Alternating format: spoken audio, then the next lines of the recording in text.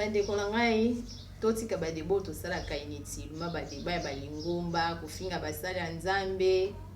totika badebo ezaki biso na biso ba chrétien o koto omona ba chrétien na bakimbangiste kofinga kimbango aza nani yesu aza nani vraiment totika babiloko wana toyebango ke nzambe asalelaka mutu na mutu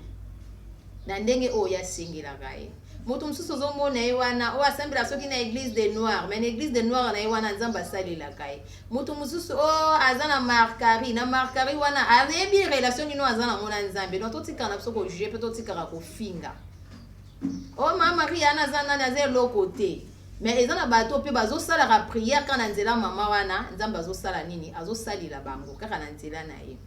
o kimbangu wana aza nani aza eloko te eza na bato bazosala bazobondela mpe kaka na nzela ya kimbangu wana nzambe mpe kaka azosalela bango na nzela ya kimbangu wana en tout cas totika babiloko wana nde singa boye eza na mokolo mosusu mpona partager témoignage oyo likambo nga nanda